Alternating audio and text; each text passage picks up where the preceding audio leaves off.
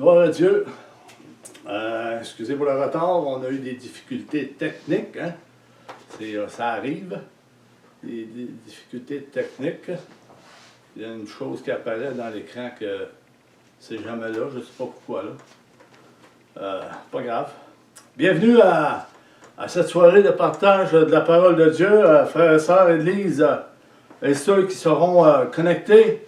Que Dieu vous bénisse abondamment et que le Seigneur puisse toucher nos cœurs ce soir à travers ce message qui est très important.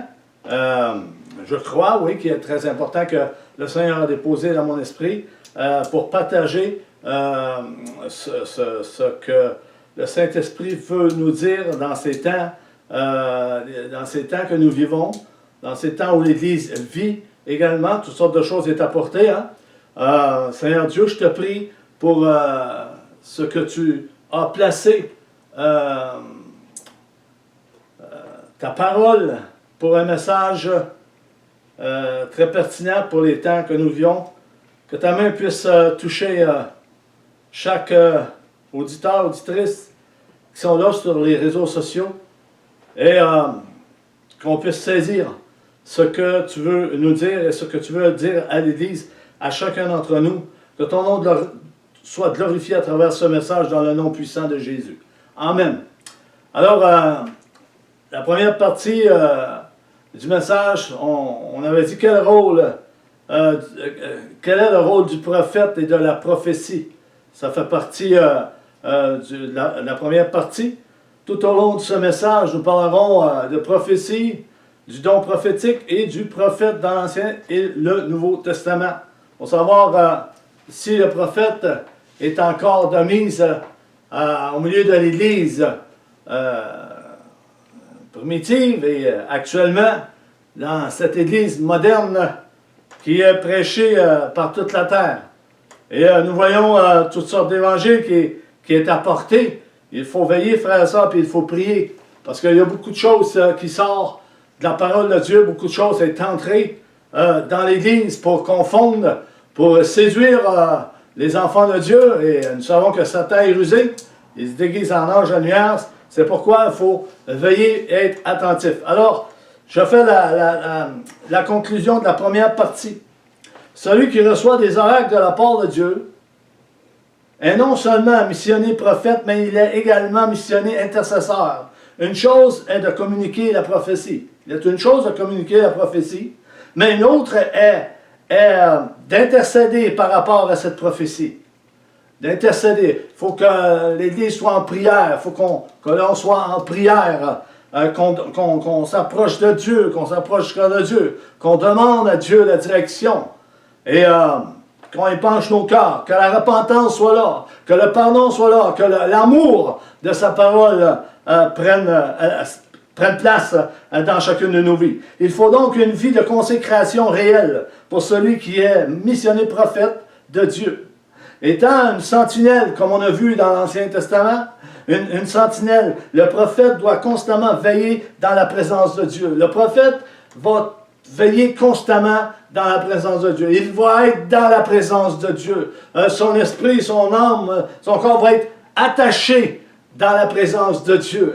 Il va être constamment en communication avec Dieu pour savoir la direction, pour savoir qu'est-ce que Dieu veut pour l'Église et ce que Dieu veut également pour le prophète de l'Ancien Testament et du Nouveau Testament. Et il y en a des prophètes, on va le voir dans le message.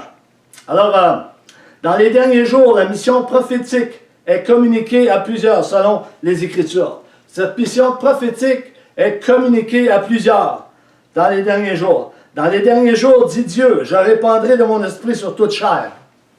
Vos fils et vos filles prophétiseront, vos jeunes gens auront des visions et vos vieillards auront des songes. Oui, sur mes serviteurs et sur mes servantes. Dans ces jours-là, je répandrai de mon esprit et ils prophétiseront. Acte 2, 17-18. Cette prophétie avait été annoncée par le prophète Joël bien d'avance. Et cela s'est produit à la Pentecôte.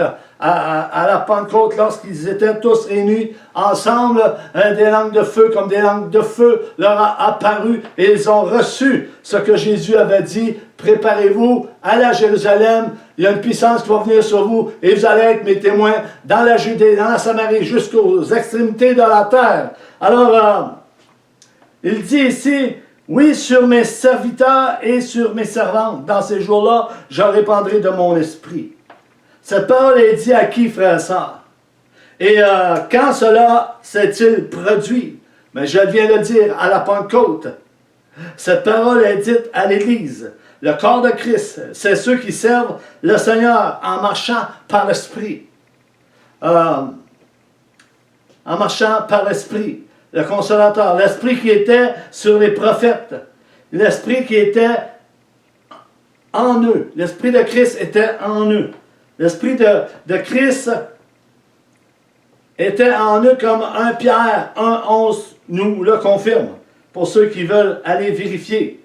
Alors, les prophètes de l'Ancienne Alliance, l'Esprit de Christ, et cela s'est produit à la Pentecôte. L'Esprit de Christ était en eux. Et les prophètes avaient annoncé ces choses qui devaient se produire. Cet esprit est répandu sur l'Église du Seigneur Jésus-Christ, sur toute chair qui le servent et non sur ceux qui ne le servent pas et connaissent pas. L'Esprit de Dieu n'est pas déversé sur toute chair. Sur toute chair. Quand il dit sur toute chair, il dit sur ses serviteurs et ses servantes, sur ceux qui sont nés de nouveau, sur ceux qui sont consacrés, convertis, régénérés dans l'UCS. Cet esprit est en eux. Cet esprit est en eux. Et la parole de Dieu nous dit que ça s'est répandu sur plusieurs. Et plusieurs dans les derniers jours prophétiseront en son nom. Alléluia. Gloire à toi. Sur ceux qui le servent pas et ne connaissent pas. Alléluia. Gloire à toi. Tout cela appartient à Dieu. Tout ce domaine prophétique appartient à Dieu. Si le Saint-Esprit a été donné à l'Église, c'est pour nous avertir, nous rappeler. C'est pour nous rappeler ces choses. Jésus nous fait rappeler les choses qui se sont produites dans le passé, dans le présent, et ce qu'il s'y fera dans le futur. Alléluia. Une prophétie dit longtemps d'avance. Et cela touche la parole de Dieu. Et cela touche l'Église du Seigneur Jésus-Christ. Alors on poursuit. Toute personne recevant ces révélations de la part du Seigneur est missionné prophète. Non pas pour avoir forcément un titre ou être un responsable dans une assemblée. Mais plutôt, écoutez bien frère ça, plutôt pour être une sentinelle. Une sentinelle va veiller. Il va être à son poste. Il va être vigilant. Il va intercéder. Il va être à son poste. Pour le peuple, il va intercéder pour le peuple de Dieu et veiller dans l'intercession. C'est beau prophétiser, d'apporter des paroles et que Dieu se sert de plusieurs pour donner une direction et pour corriger quelquefois, reprendre et avertir. Retenons qu'il ne s'agit pas du ministère de prophète faisant partie des 5 ministères de perfection des saints. Il s'agit ici d'une mission urgence à réaliser dans ces temps de la fin. N'allez donc pas vous revendiquer un titre ou une vaine gloire devant les hommes en disant que vous êtes prophète ou etc.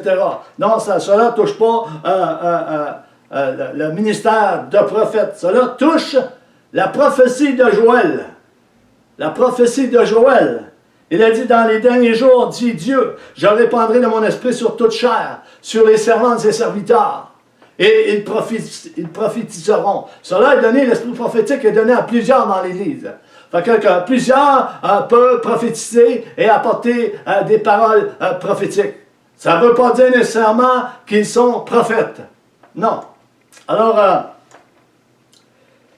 retenons Il ne s'agit pas du ministère de prophète, faisant partie des 5 ministères qui donnent le perfectionnement des saints. Il s'agit ici d'une mission urgence à réaliser dans ces temps de la fin. N'allez donc pas vous revendiquer un titre ou une vaine gloire devant les hommes si vous avez des révélations de la part de Dieu. Contentez-vous de remplir dignement votre mission dans l'humilité, et Dieu qui connaît les cœurs, vous rémunérera au temps marqué.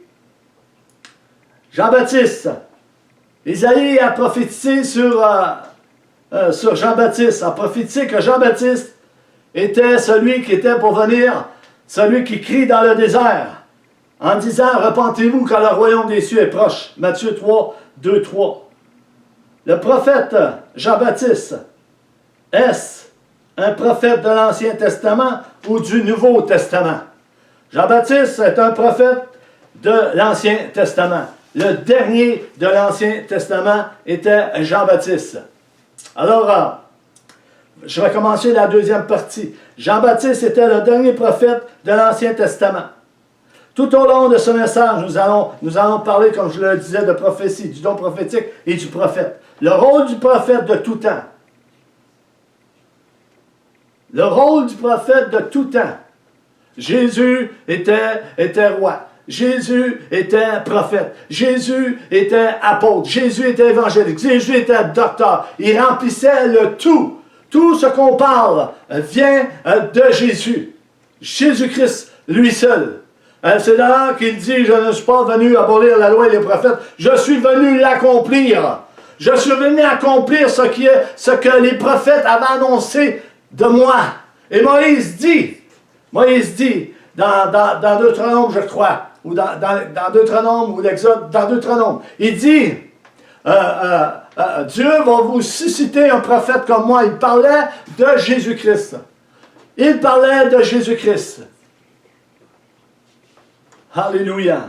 Le dernier prophète qui a apparu, Jean le Baptiste, et Jésus est venu et pris cette place en disant les mêmes paroles que Jean le Baptiste, « Repentez-vous car le royaume des cieux est proche ».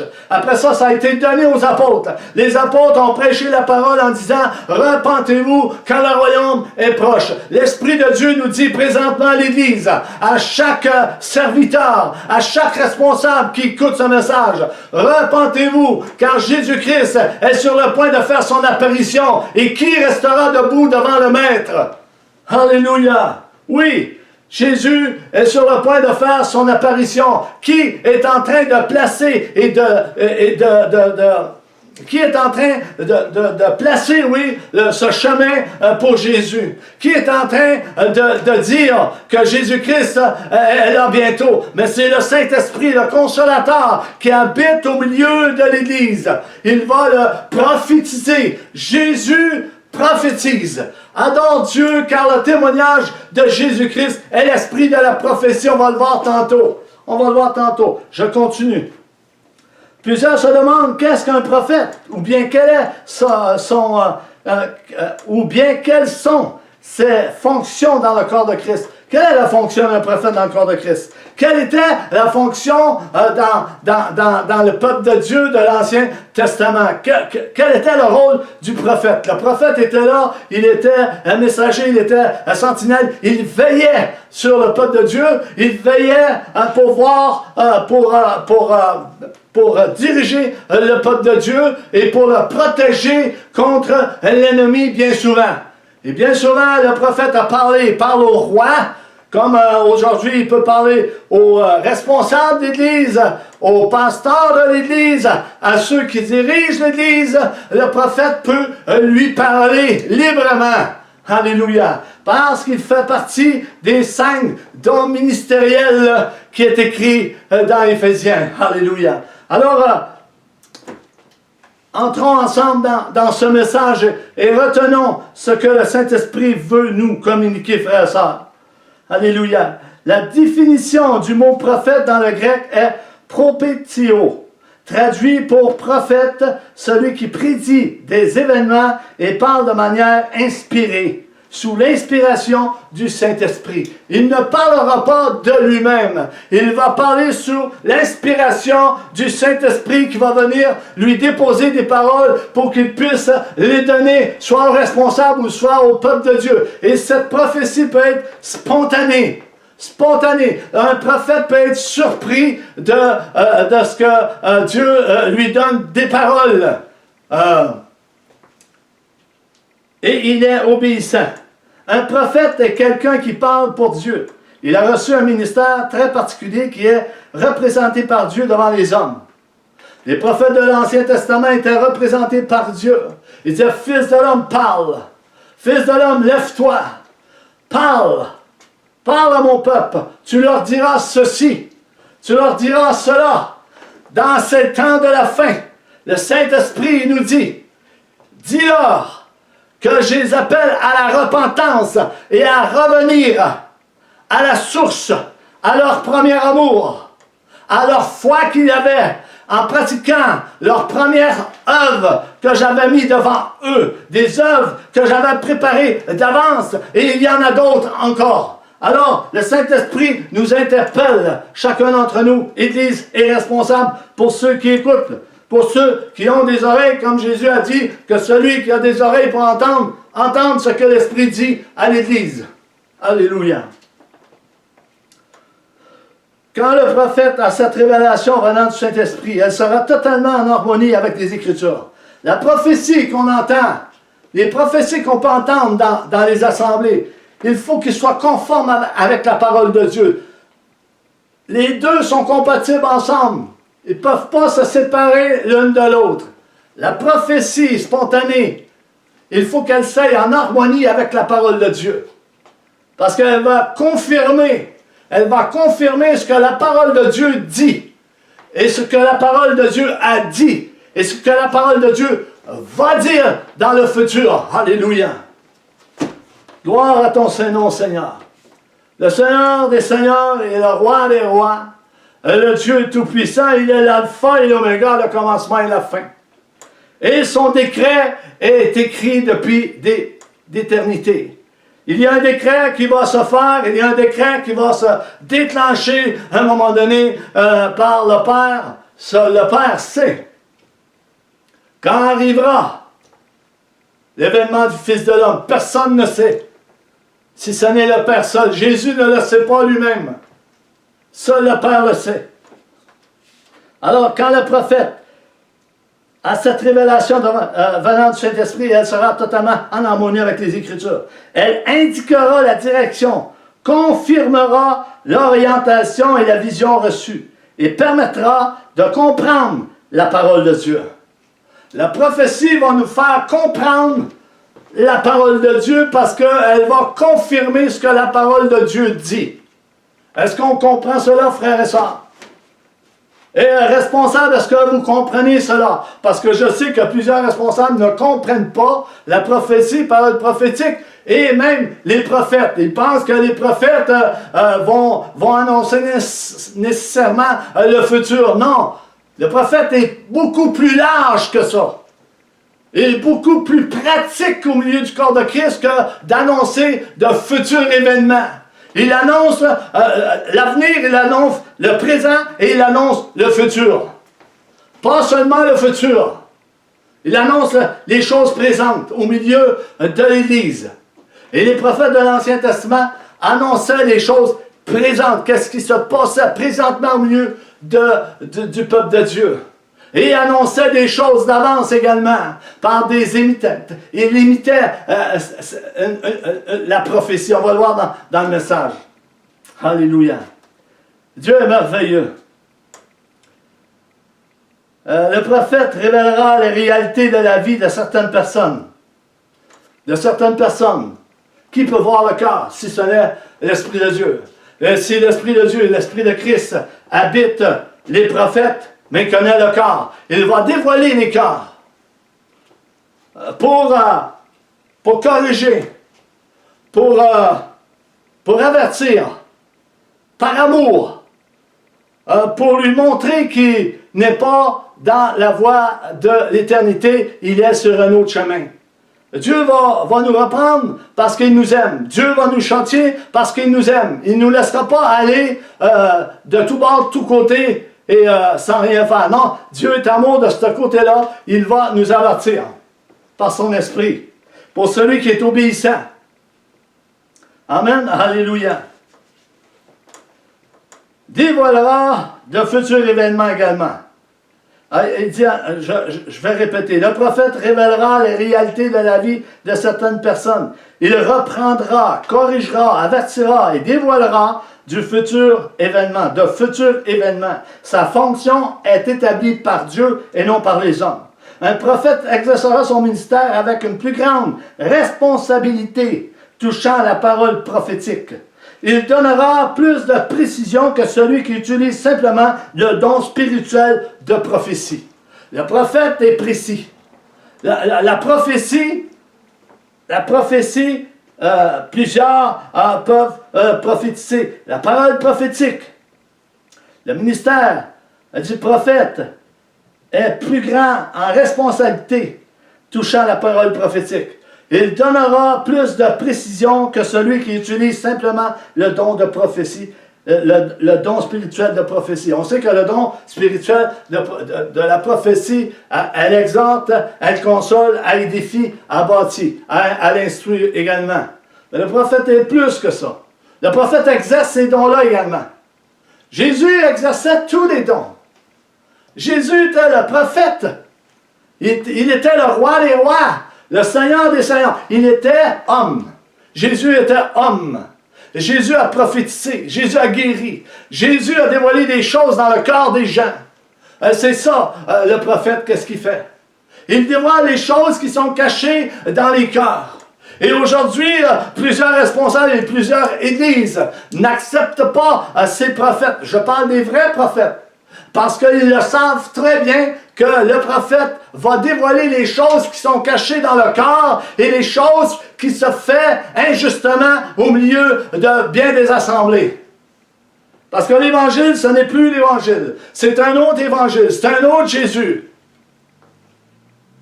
Il y a des choses qui se mettent en place sur cette planète, frères et sœurs. Une religion mondiale. Plusieurs vont être satisfaits de cette religion mondiale parce que ça va être reposant. Il n'y a rien qui va déranger. Tous vont être en accord avec cette religion. Mais sauf la vraie Église ne sera pas en accord avec cette Église apostate qui a abandonné la foi et qui a abandonné son premier amour pour s'attacher à des voies tortueuses qui mènent à la destruction. Alléluia. Gloire à toi, Seigneur. La parole d'un prophète peut contenir une révélation qui va au-delà de l'édification, de l'exhortation, comme je le disais, et du réconfort que peut apporter un croyant qui prophétise. Un prophète, c'est plus que ça. Fréquemment, le prophète exercera son service en association avec un apôtre, en posant des fondements spirituels, en établissant et fortifiant les églises du Seigneur Jésus-Christ. Les églises qui sont bâties par le Saint-Esprit. Éphésiens 2, 20. Vous avez été édifiés sur le fondement des apôtres et des prophètes, Jésus-Christ lui-même étant la pierre angulaire. D'ailleurs, Silas, qui était prophète, travaillait avec Paul, l'apôtre Paul. On les voit tous deux dans la prison, dans Actes 16, 25. Et ils chantent des cantiques, ils chantent des chants prophétiques. Et Dieu a fait shaker toute la prison et toutes les portes se rouvrent. On connaît l'histoire. Le point, c'est pas ça ce soir. Mais le prophète travaille avec l'apôtre. Travaille avec celui qui peut le comprendre, celui qui a le même esprit. Alléluia. Alors, vous avez été édifiés sur le fondement des apôtres et des prophètes, Jésus-Christ lui-même étant la pierre angulaire. Verset suivant, 21, nous dit, en lui, tout l'édifice bien coordonné s'élève pour être un temple saint dans le Seigneur. Le verset 22, en lui, vous êtes aussi édifiés, qui veut dire bâti, instruit, gardé, pour être une habitation de Dieu en esprit. Une habitation de Dieu en esprit. Nous voyons bien de la chair dans ces temps de la fin. Beaucoup de chair se manifeste au milieu de l'Église. Ils ont tassé l'Esprit de Dieu. Ils ne croient plus aux prophéties. Ils ne croient plus à la parole de Dieu. L'amour du plus grand nombre se refroidit et la foi s'en va. Alors, Dieu nous appelle. Dieu veut restaurer. Qui veut être restauré? Qui veut revenir à la source? À la source. Qui veut revenir à son premier amour? Alors, les prophètes de l'Ancien Testament avertissaient le peuple de Dieu de revenir et de confesser le péché parce qu'ils marchaient dans le péché, ils marchaient dans la désobéissance. Ils ne voulaient rien savoir de Dieu, comme aujourd'hui plusieurs ne veulent plus rien savoir de la doctrine de Christ. Ils aiment mieux entendre des choses agréables et pour les satisfaire eux. Et c'est une vérité, frères et sœurs. C'est une vérité. Il faut veiller, il faut prier. Prier pour les responsables, prier pour l'Église, prier pour ceux qui ne connaissent pas le Christ. Alléluia. Prions. Le verset 22, en lui, vous êtes aussi édifiés, qui veut dire bâtir, instruit, pour être une habitation de Dieu en esprit. L'habitation implique une demeure permanente.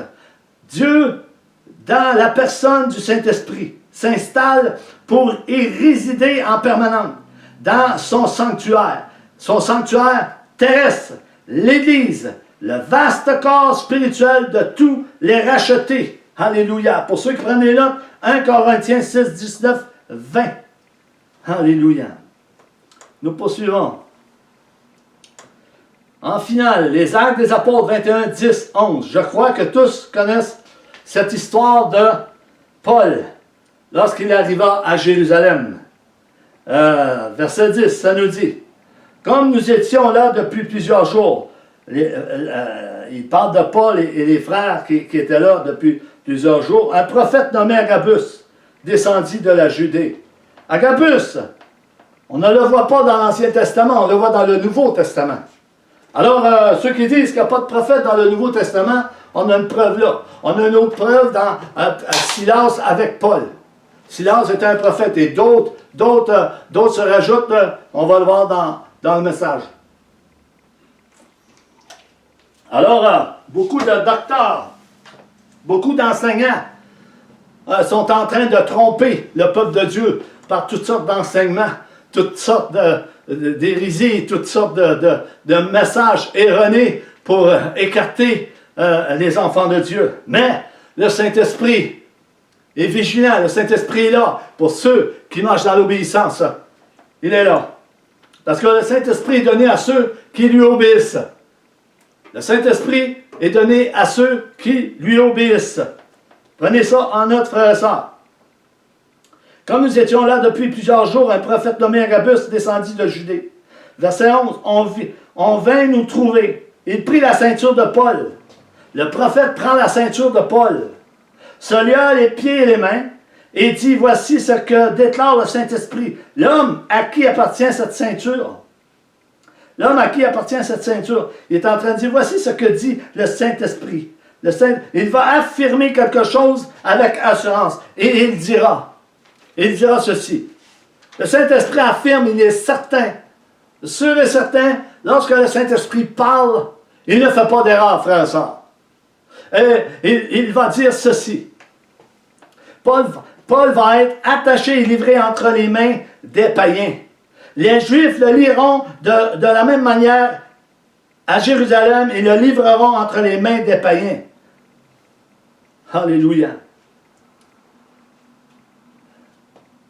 Le prophète Agabus montrait ou illustrait la prochaine arrestation de Paul et son emprisonnement par les Romains. Il y a eu une émeute contre l'apôtre Paul à Jérusalem dans cette histoire. il y a eu une grosse émeute parce qu'il ne connaissait pas. Paul il passait pour un meurtrier, il passait pas pour un apôtre, pour un ministre de Jésus-Christ. Non, plusieurs ne l'aimaient pas, plusieurs ne voulaient pas le voir. Et l'apôtre Paul a été faussement accusé par les Juifs. Versets 27-28. Alléluia. Verset 27-28 qu'on a lu. Mais c'est les Romains qui l'arrêtent. Ils le mettront en prison. Les Romains l'ont mis en prison. Ce n'est pas les Juifs qui l'ont arrêté, c'est les Romains. Vous connaissez le prophète Achija? Est-ce que vous connaissez le prophète Achija? 1 Roi 11, 29, 39.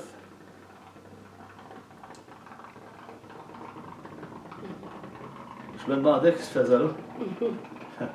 1 Roi 11, 29, 39. Dans ce passage, il nous est montré qu'il y avait un prophète du nom de Achija. Prophète de l'Éternel. Il vivait à Silo. Ce prophète a également mimé une prophétie.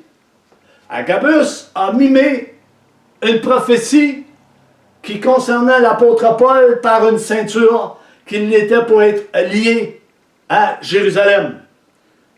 La parole nous montre que même dans l'Ancien Testament, il y avait des mimes. Dans le Nouveau Testament, il y a également des mimes. Agabus, il a mimé, il a fait cette action. Et il y en a beaucoup d'autres. Et également mimé une prophétie en déchirant son manteau, le manteau de Jéroboam, en 12 morceaux. C'est l'histoire qui est contée dans 1 Roi 11.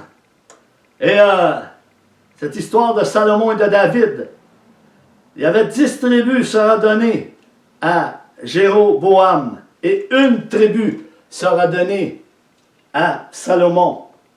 Quand il a déchiré son manteau, il mimait une prophétie qui était pour avoir. Et cela s'est produit. Alors, Ésaïe 20, 2, 6, Jérémie 13, 1, 11. Ézéchiel, chapitre 4 et 5. Les prophètes de l'Ancien Testament mimaient quelquefois leurs prophéties. Et on voit Agabus qui a mimé la prophétie qui était dirigée vers Paul. Alors Ésaïe, lui qui était prophète de l'Éternel, Ésaïe également a mimé une prophétie, un geste prophétique. C'était un signe des événements à venir.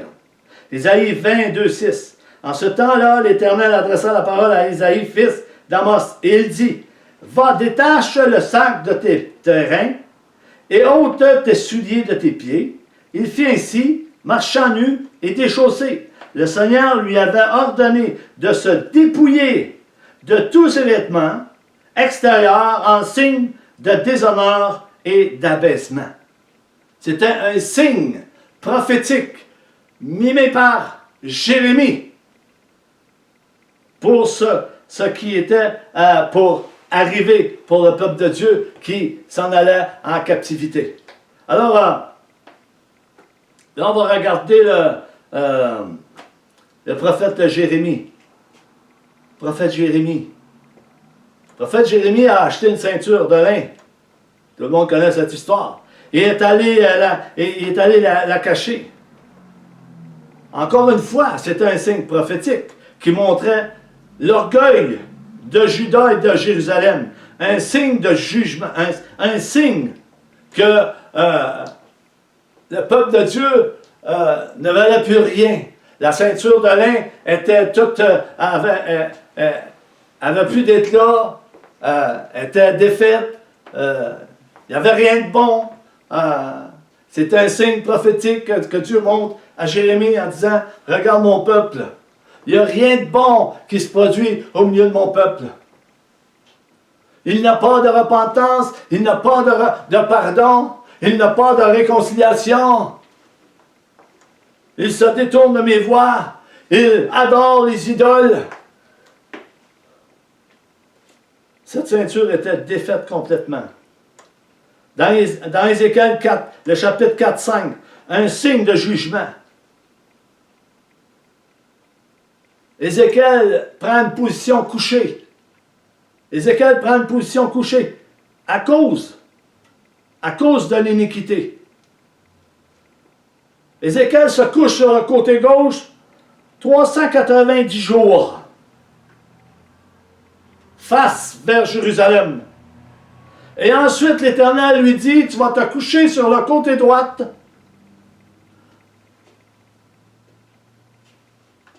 42 jours.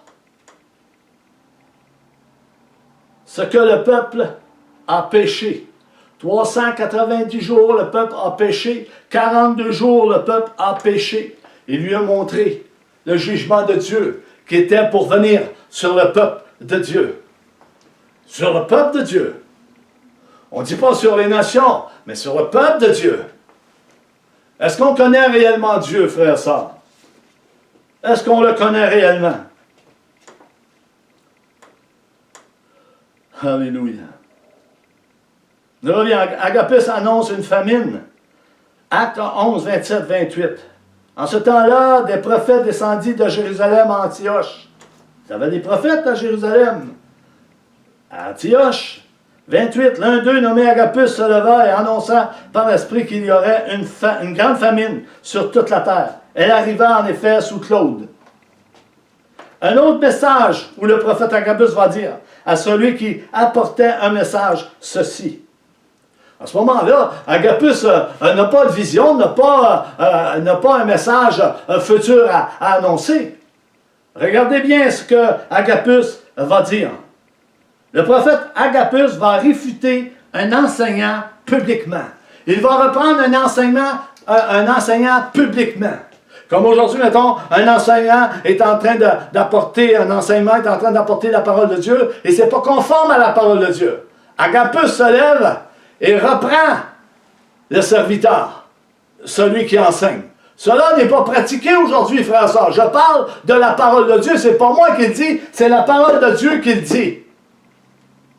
Pourquoi cela n'est pas fait? C'est parce qu'il ne laisse plus parler les prophètes de Dieu, il ne laisse plus les prophéties s'exercer au milieu de l'Église, de peur que leurs œuvres soient dévoilées publiquement. Et laissez-moi vous dire, c'est pour leur bien, parce que regardez qu'est-ce qu'il va dire par la suite. La réfutation des faux docteurs. Titre 1.12. Il y avait des enseignants qui annonçaient la parole de Dieu pour un gain honteux, ce qu'on ne doit pas enseigner, pour de l'argent. Les faux enseignants, docteurs, ne le sont devenus que par l'appât du gain. Ils sont devenus enseignants par l'appât du gain, par l'argent, par mammon. Et 1 Pierre 5.2 en parle pour ceux qui veulent aller vérifier. L'un d'entre eux, leur propre prophète, a dit, crée-toi toujours, menteur, méchante bête, vente paresseux. C'est pourquoi reprends-les sévèrement, afin qu'il y ait une foi saine. Afin qu'il y ait une foi saine. La prophétie doit être conforme aux exigences des Écritures basées sur la vraie doctrine, vraie et pure de Christ. Mais nous voyons un autre évangile, un autre Jésus qui est proclamé ici et là. Nous voyons de faux prophètes, de faux apôtres, de faux pasteurs, de faux dirigeants, de faux responsables dans cette génération qui conduit le peuple de Dieu dans l'erreur. Qui ne les conduit pas selon la doctrine de Christ. Et ils ont un gain, un appât, un gain, de l'argent. L'argent va passer avant le peuple de Dieu. C'est triste. Prions pour ça. Prions pour ceux qui enseignent la parole de Dieu. Prions pour ceux qui annoncent l'évangile du Seigneur Jésus-Christ. S'il y avait quelques critères, qui n'étaient pas conformes à une foi saine, ils devaient être pris. Il devrait être pris. Mais aujourd'hui, c'est pas... c'est ceux qui enseignent la parole de Dieu qui reprend ceux qui sont en dehors des tribunes. Et Agabus, il était pas sur la tribune. Il était en dehors des tribunes. Et il s'est levé, il dit, crée-toi toujours, ventre paresseux. Il n'apportait pas la vérité. Et il l'a repris publiquement pour qu'enfin qu'il y ait une foi saine. Ça, c'est l'Évangile, frères et sœurs. Alléluia. Comment on le voit avec le prophète Agabus dans ce passage? C'est comme on le voit comme on le voit avec le prophète Agabus dans ce passage de Tite 1,12. Voyez-vous, les faux docteurs sont toujours motivés par l'argent, qui représente un danger et utilisent leur pouvoir et leur position pour voler les gens. Un évangile de prospérité pour voler les gens. Et cela existe dans cette génération, frères et sœurs. Cela est là présentement, très subtil. Et ils vont emmener la parole de Dieu. Ils vont tordre la parole de Dieu pour leur propre intérêt à eux. Mais le Seigneur dit, revenez. Revenez de vos mauvaises voies. Humiliez-vous devant moi. Je suis l'Éternel des armées.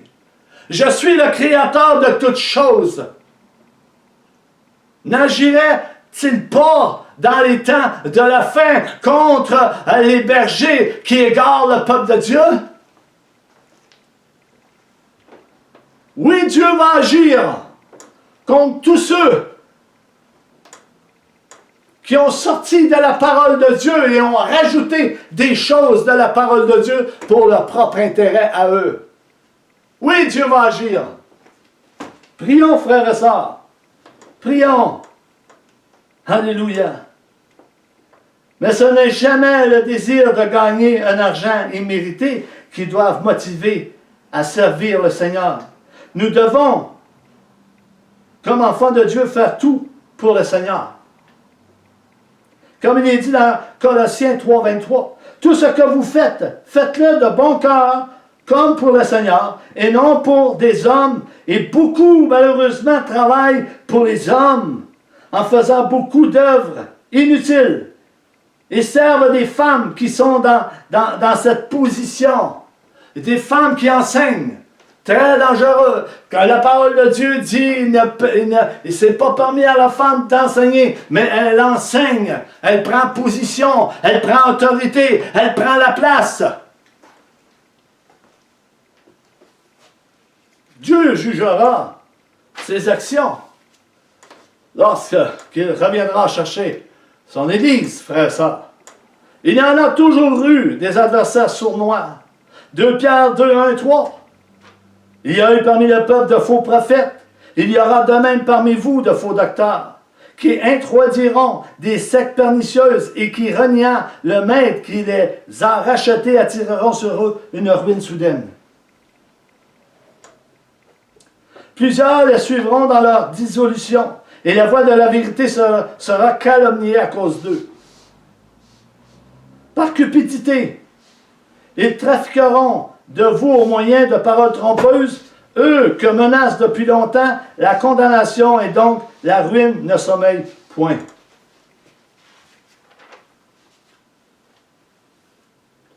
Je termine.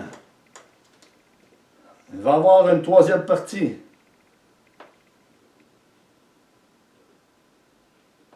Appel à la prophétie. Pourquoi parler de prophétie et parler du prophète? Bien, c'est parce que c'est important. Le Saint-Esprit, Dieu n'a pas donné le Saint-Esprit pour qu'il dorme. Dieu n'a pas donné le Saint-Esprit pour qu'il garde les dons. Non, il l'a donné pour qu'il distribue les dons à l'Église pour le perfectionnement des saints, pour que l'Église soit en santé, pour que chacun d'entre nous puisse entrer dans cette destinée, le royaume des cieux. Et le royaume des cieux est proche. Le royaume des cieux égale Jésus-Christ. Jésus-Christ est le tout de la parole de Dieu. Et il vient bientôt, frères et sœurs. Il est important de comprendre certaines fonctions que Dieu a mises au milieu de l'Église, comme dans l'Ancien Testament. Et plusieurs ne croient plus à ces fonctions, malheureusement. Plusieurs ne croient plus à ces fonctions. Ou s'ils croient, ils sont dans la confusion. Est-ce qu'il y en a, est-ce qu'il n'y en a pas? Ben, la parole de Dieu le confirme. Est-ce que la parole de Dieu le confirme ou le confirme pas? Et si la parole de Dieu ne le confirme pas, pourquoi qu'on lit la parole de Dieu? Et si la parole de Dieu ne le confirme pas, ben pourquoi vous allez à l'Église? Pourquoi on va s'asseoir à l'Église?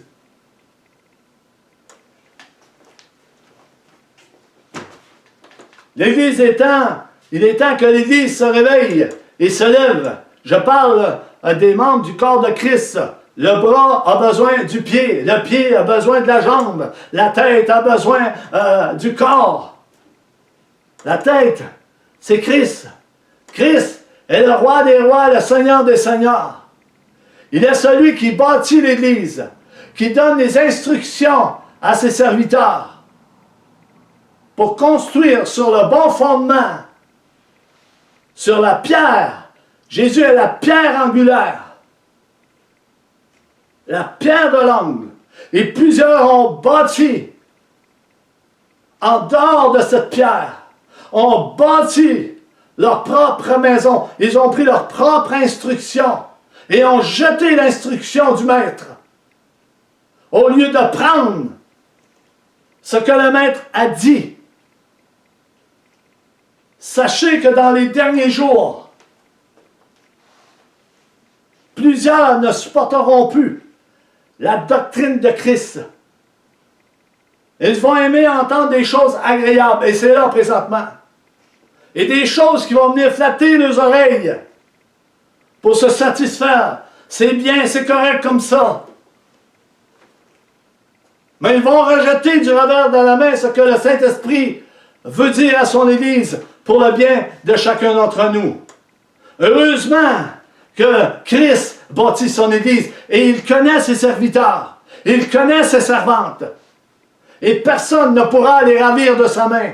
Parce qu'il les tient dans sa main. Quelle main? La main droite, frères et sœurs. Jésus, à toutes les fois qu'il guérissait, il présentait la main droite. Tous ceux, les élus, seront assis à la droite du Père. Et non à la gauche. Ils seront assis à la droite du Père. Alléluia. Gloire à Dieu. Alors, j'ai terminé pour ce soir. On va reprendre la semaine prochaine, Dieu voulant. Dieu vous bénisse abondamment et passez une bonne fin de soirée. Et prions que le Seigneur touche l'Église, touche nos cœurs, touche les responsables, touche tous ceux, ceux qui se sont éloignés de l'Évangile, que Dieu puisse les ramener par la puissance de son Esprit, parce que lui seul peut le faire. Lui seul peut faire ces choses. Dieu donne le vouloir et le faire. Amen. Alléluia. Je vous laisse là-dessus. Je vous aime et je vous dis à la semaine prochaine. Dieu voulant.